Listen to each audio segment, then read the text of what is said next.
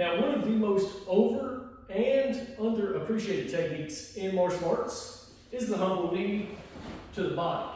Now, as you can see, certain things tend to get in the way. Now, with the Wukong here, we have 3 arms presumed. So that means arms that we can see at a specific level, arms that can slip through our guard. Always presume that this guy is aggressing on you. Because one of the big differences in the training parameters at the start of karate and sport-based martial arts is the idea of range management. We do not have the concept of range management in karate. We don't have a jab, we don't have a teep for a very particular reason. We're not trying to maintain a particular distance to maximize our power output. We're presuming we failed in something and this guy jumps. Where does the knee come in? The knee is a little bit closer to our body than the extended foot. The problem with the knee in self-defense, which I have experience with working with law enforcement in the execution of orders of instant removal, meaning we go into a home and we remove somebody from that home that the court said was supposed to not be there. Typically, when we engage with people in that way, they would usually be prepared, knowing we would show up. And a lot of times, because the area we worked in, we were doing this almost exclusively on other law enforcement personnel. So they were going to be armed, trained, and armored. I can count on one hand the number of times I engaged with people that did not have body armor. But on those times, whenever I tried, I did this twice, stupidly did this twice, execution of a knee into the body did not end the attack. So all of a sudden, I've got one leg off the ground, this person has their 2 legs plus mine, they have control over my balance. And that's one of those 4 magic powers that we teach in karate: creation of space, stealing of balance, controlling gravity, and loading of the stagger, creation of problems. I hit this guy with the knee, he does not go down because his range, his preferred place to be, is not my preferred place to be. He, being the aggressor or being the counter-aggressor in this case, means that he has dominance or he has primacy of initiative.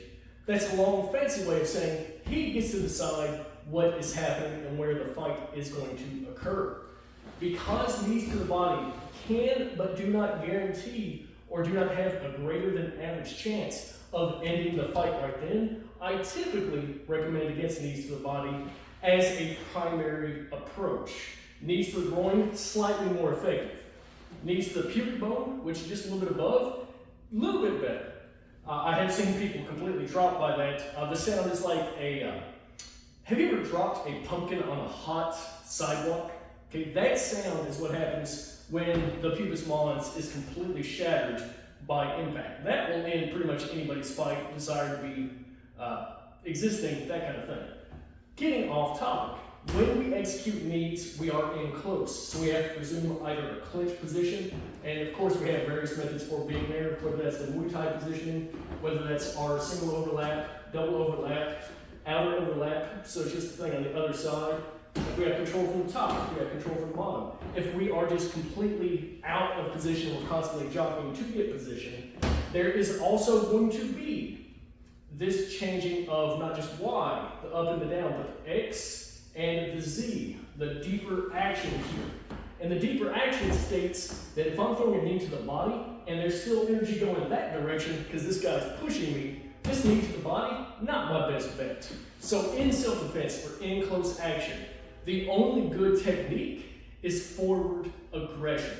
If you have your knee moving up, if I have my kick moving forward, if I have a really nice Yoko Gary going down to the side of his hip, if I have it going down to his knee, that's not super awesome because I've got more force going that way coming from this guy than I can put in that direction. So long way to end a relatively short video. Your best technique is hand action going forward. Knees are always follow-up actions. Strikes with the legs, hip bumps, anything like that. That must be a secondary practice. So if you want to train for actual self-defense, sport training is an excellent way to do that because you get excellent attributes, you get that mentality that is going to be absolutely requisite for survival in a high-stress, high-pain environment.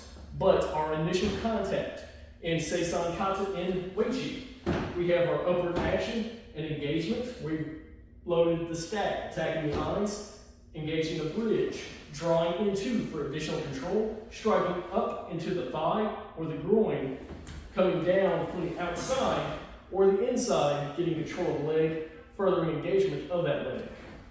So let me know down below, what in your experience in a non-sport environment, meaning this person does not have the same desire to control range that you would have in a sport environment, have you found to be the most effective?